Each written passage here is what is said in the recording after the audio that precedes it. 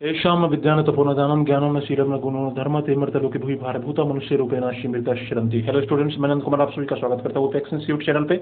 Best 1000 important question जी के series लेके आया हूँ आज मैं। एसएससी जैसे स्पेशल जो है पेपर में बार बार पूछे जाने वाले क्वेश्चन है ये। तो विलंब न करते हुए आइए शुरू करते हैं आज का पहला क्वेश्चन। इराविकुलम नेशनल पार्क किस राज्य में स्थित है? इराविकुलम नेशनल पार्क किस राज्य में स्थित है? इसका राइट आंसर होगा केरल।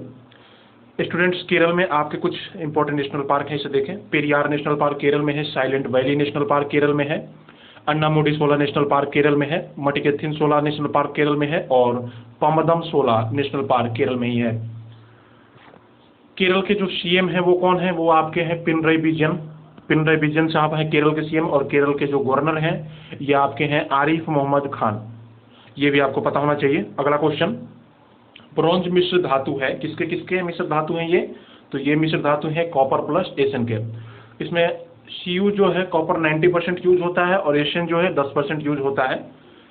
एक चीज आपको और पता करनी होगी, इंडस वैली सिविलाइजेशन जो हमारे टाइम पे था, इंडस वैली सिविलाइजेशन जो थी उसे कांस्य युग सभ्यता भी कहते हैं। तो ये भी आपको पता होना चाहिए। अगला क्वेश्चन है, निम्न में कौन सा राज्य भारत का फर्स्ट ऑर्गेनिक स्टेट है? Who is the first organic state of India? इसका राइट आंसर होगा सिक्किम। सिक्किम जो है वो भारत का राज्य है जो first organic state of India है। ये आपको पता होना चाहिए। एक चीज और आपको मैं यहाँ बता दूं, सिक्किम के जो गवर्नर हैं वो कौन है? मैं यहाँ कॉर्नर चेंज कर लेता हूँ। इसके जो गवर्नर है सिक्किम के वो हैं गंगा प्रसाद। स्टूडेंट्स, सिक्किम के सीएम भी आपसे पूछा जा सकता है कि कौन है, तो ये हैं प्रेम सिंह तमांग।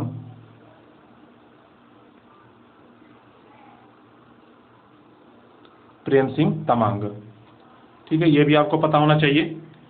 तो ये सारे इंपॉर्टेंट क्वेश्चन हैं जो अपडेट होते रहेंगे, चीजें में चीजों कनेक्ट होती चलेंगी। जैसे कि भारत में ऑर्किड का सबसे ज्यादा उत्पादन करने वाला राज्य भी सिक्किम है। किसका? ऑर्किड का।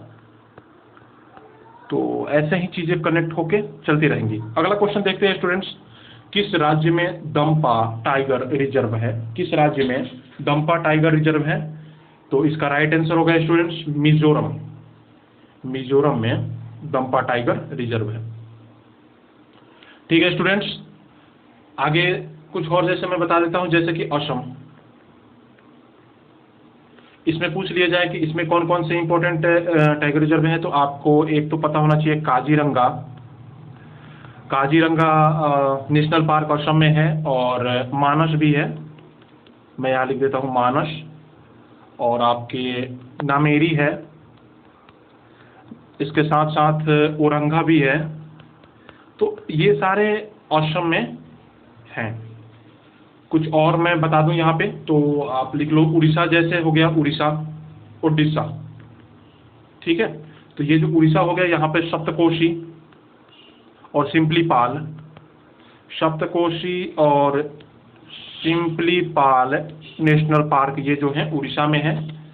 कुछ और जैसे कि मैं कर्नाटक के बारे में बता दूं, तो इसरो का हेडक्वार्टर भी है। इंडियन स्पेस रिसर्च ऑर्गेनाइजेशन जो इसरो है, इसका हेडक्वार्टर कर्नाटक में है। इसरो कब बना था? तो 15 अगस्त 1969 में बना था इसरो। इसके हेड के सिवन है। तो कर्नाटक में आपके कौन कौन से हो जाएंगे? एक तो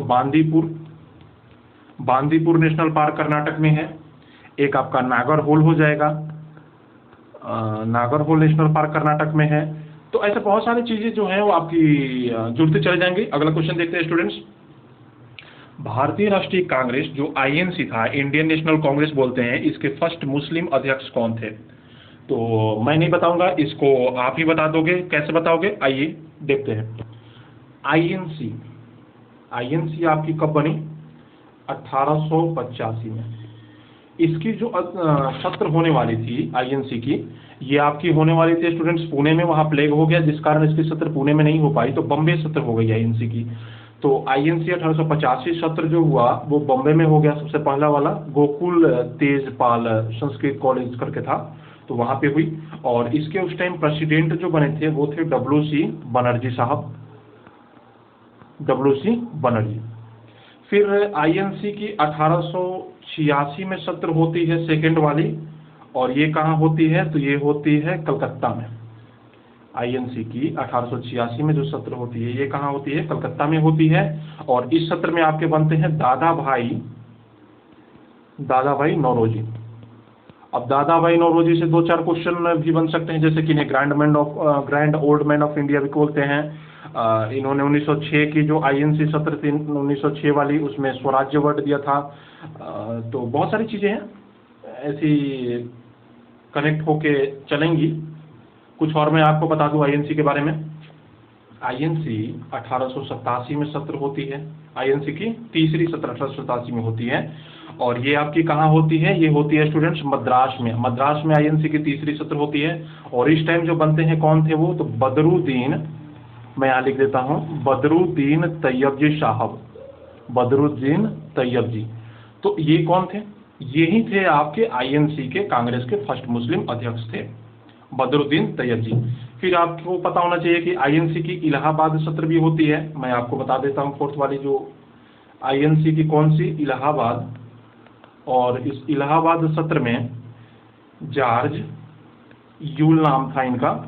ये आपके फर्स्ट इंग्लिश पर्सन थे जो आईएनसी के चेयरपर्सन बने, प्रेसिडेंट बने इलाहाबाद सत्र वाली में। तो ये भी आपको पता होना चाहिए। आईएनसी के आपके अबुल कलाम आज़ाद बनते हैं रामगढ़ वाली कॉन्फ्रेंस में 1940 से जो 46 में होती है। ये सबसे लंबे टाइम तक रहे अबुल कलाम आज़ाद साहब, तो ये भी आपको पता होना चाहिए। ये आपके भारत के फर्स्ट एजुकेशन मिनिस्टर भी थे।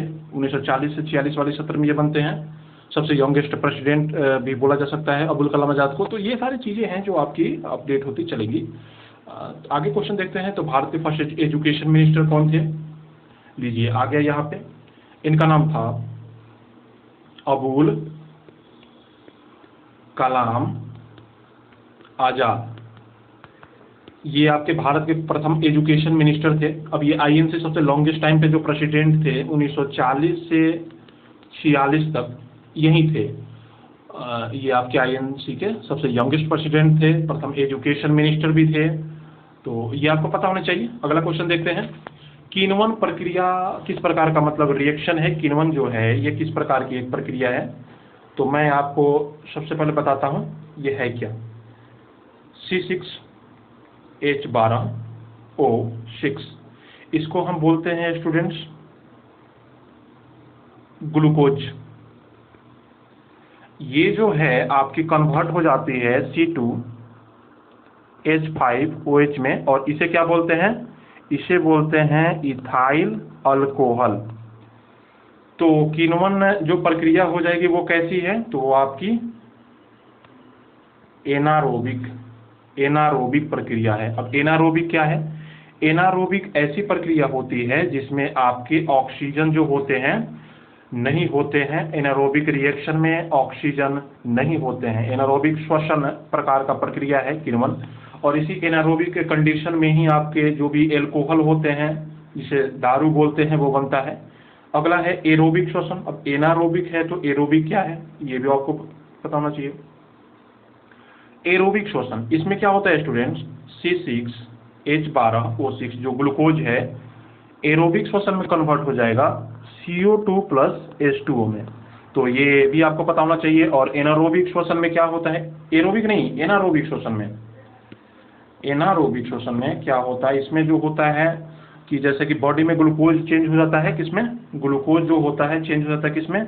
लैक्टिक एसिड में चेंज हो जाता है एनारोबिक में, जिसमें ऑक्सीजन नहीं होता। ठीक है, तो उसमें क्या होता है कि एटीपी मॉलिक्यूल की शॉर्टेज हो जाती है जिससे बॉडी में लैक्टिक एसिड बढ़ जाता है। तो इसी कारण मसल्स में दर्द होना, पेन होना शुरू हो जाता है। तो ये क्वेश्चन है आपके। अगला क्वेश्चन है स्टूडेंट्स कि सूर्य से सबसे बड़ी दूरी पर होने वाला जो पृथ्वी, मान लो कि सूर्य से सबसे बड़ी दूरी पे होगा, ये सन है, ये अर्थ है, और ये सबसे मतलब ये मान लो ये सन है और ये आपकी अर्थ है। तो क्वेश्चन है कि सूर्य से सबसे बड़ी दूरी पर होने पर पृथ्वी की स्थिति क्या है? सबसे बड़ी दूरी पर होने की स्थिति क्या है, मतलब कितनी बड़ी दूरी होगी आपकी? 152.1 मिलियन में है, ठीक है, किलोमीटर। जब सन और अर्थ की मैक्सिमम दूरी होती है सबसे लार्जेस्ट, ठीक है, तो 152.1 मिलियन किलोमीटर होती है। और इसको क्या बोलते हैं हम? इसको बोलते हैं एप हेलियन।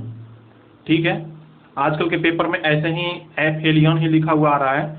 भाई तो अगर वो पूछ दे इसका हिंदी तो आपको लिखना पड़ेगा ऑफशोर। एक ऑफशोर होता है और एक होता है उपशोर।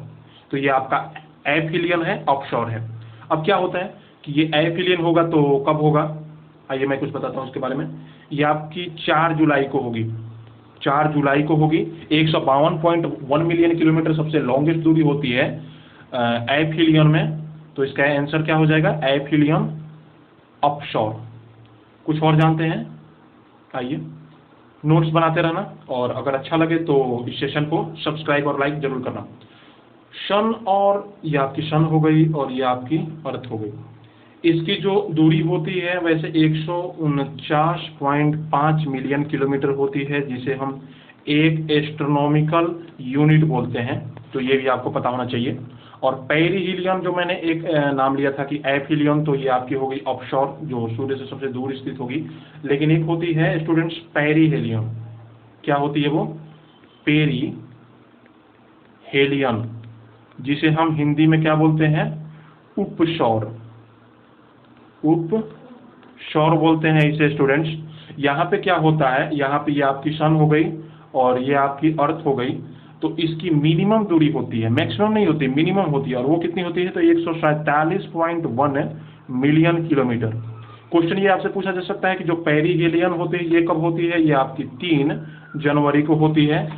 हेलो शब्द जो होता है सन के लिए यूज होता है, ये भी आपको पता होना चाहिए। तो पेपर में पूछे जाने वाले महत्वपूर्ण पोर्ट भी ले लेते हैं, जैसे कंडला पोर्ट गुजरात में, जवाहरलाल नेहरू पोर्ट महाराष्ट्र में, मुंद्रा पोर्ट गुजरात में, जाफराबाद पोर्ट गुजरात में, कोचीन पोर्ट केरल में है। तो बहुत बहुत धन्यवाद। अच्छा लगे तो सब्सक्राइब लाइक शेयर जरूर करना। SSC HSL important current affair update होंगे बहुत बहुत जल्द। तो बहुत बहुत धन्यवाद आप सभी लोगों का।